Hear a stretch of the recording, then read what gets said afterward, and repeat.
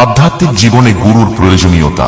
गुरु ब्रह्मा गुरु विष्णु गुरु देवो महेश्वरः गुरु साक्षात् परब्रह्म तस्मै श्री गुरुवे नमः। আধ্যাত্মিক জীবনের অর্থ কেবল ধর্মীয় আচার অনুষ্ঠান পালন নয়, বরং এটি মানুষের আত্মার প্রকৃত সত্তার সন্ধান, ঈশ্বরের সঙ্গে সম্পর্ক স্থাপন এবং মোক্ষ লাভের উদ্দেশ্যে জীবন পরিচালনার একটি পথ। তবে এই পথটি সরল নয়, এটি অন্ধকারময়, জটিল এবং বিভ্রান্তিকর। আমরা জন্মগতভাবেই মায়ার বাঁধনে আবদ্ধ। এই বন্ধন থেকে মুক্তি পেতে আমাদের প্রয়োজন একজন গুরুর, যিনি আমাদের মনের অন্ধকার দূর করে জ্ঞানের আলো দেখান। হিন্দু শাস্ত্র এবং উপনিষদে গুরুর গুরুত্ব বারবার তুলে ধরা হয়েছে। গুরু কেবল শিক্ষকের ভূমিকায় সীমাবদ্ধ নন, তিনি শিষ্যের জীবনের চরম পথ প্রদর্শক। আজকের এই পর্বে আমরা আধ্যাত্মিক সাফল্যে গুরুর ভূমিকা ও অপরিহার্যতা নিয়ে আলোচনা করব।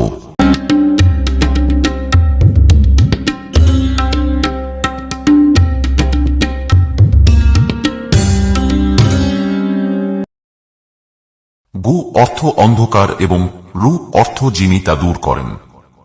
মানবকুলের চিত্তের অন্ধকার দূরীভূত করে যে ব্রহ্মময় পুরুষ মানবকুলকে আলোর পথে নিয়ে চলেন, তিনিই গুরু। গুরু হলেন সেই ব্যক্তি যিনি শিষ্যের জীবন থেকে অজ্ঞানতার অন্ধকার সরিয়ে জ্ঞানের আলো ছড়িয়ে দেন।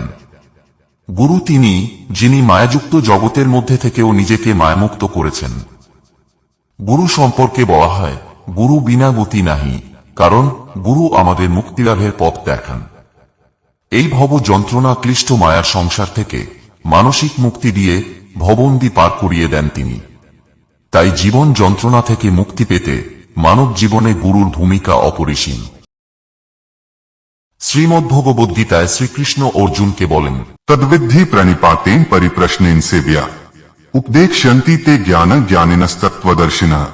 এই শ্লোকে শ্রীকৃষ্ণ বুঝিয়েছেন, তত্ত্বজ্ঞান অর্জনের জন্য একজন সত্যদর্শী গুরুর শরণ নেওয়া খুব দরকার।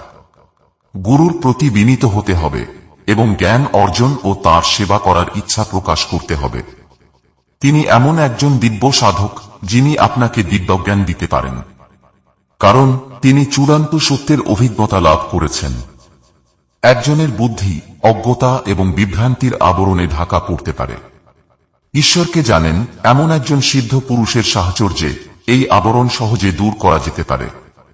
গুরু শিষ্যকে শাস্ত্রীয় জ্ঞানের পাশাপাশি নিজস্ব অভিজ্ঞতার আলোকে সত্যের পথ দেখান। এই জগৎ হল মায়ার সৃষ্টি। মানুষ মোহ, আসক্তি এবং অহংকারে আবদ্ধ।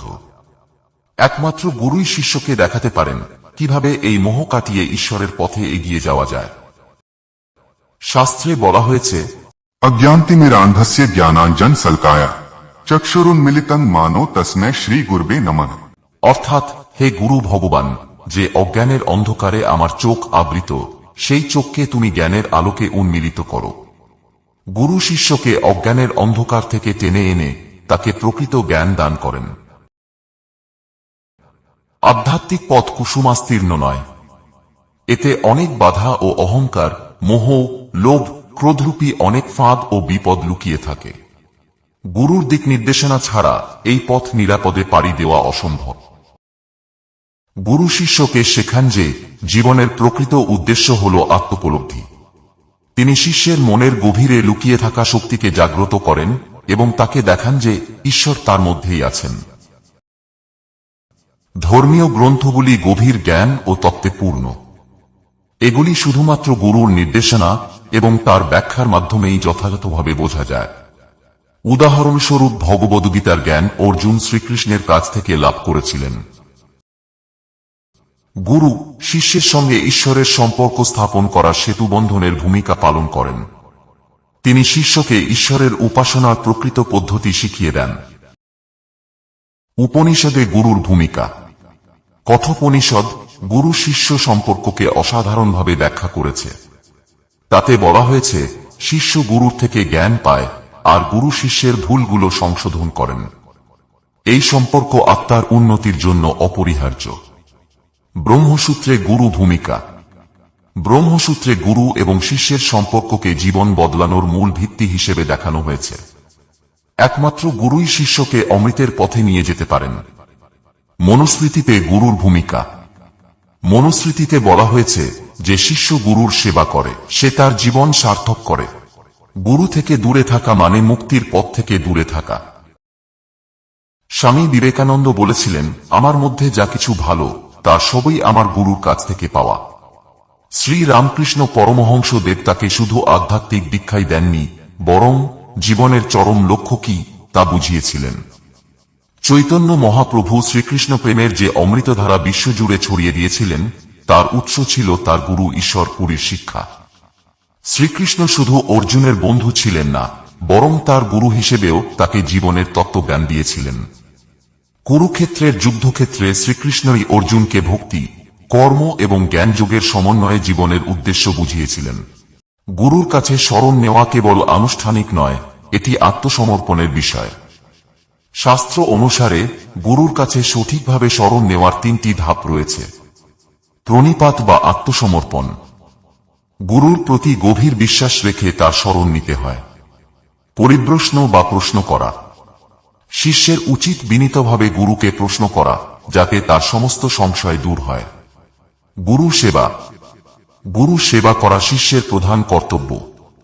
এটি শিষ্যের মধ্যে নম্রতা এবং আত্মবিশ্বাস তৈরি করে। হিন্দু শাস্ত্র অনুসারে গুরুর সাথে সম্পর্ক তিন প্রকারের হতে পারে। শিক্ষাগুরু, যিনি শাস্ত্র এবং জ্ঞান শিক্ষা দেন। দীক্ষাগুরু, যিনি শিষ্যকে মন্ত্র দিয়ে আধ্যাত্মিক পথে পরিচালিত করেন।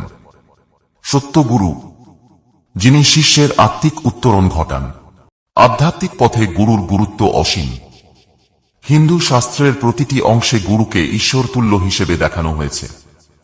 গুরু কেবল একজন শিক্ষক নন, তিনি শিষ্যের জীবনের দিশারি। গীতার ভাষায় গুরুর আশ্রয় নেওয়া ছাড়া আধ্যাত্মিক মুক্তি সম্ভব নয়। অতএব একজন যোগ্য গুরুর শরণাপন্ন হয়ে তার নির্দেশে জীবনকে এগিয়ে নেওয়াই একজন শিষ্যের চরম কর্তব্য।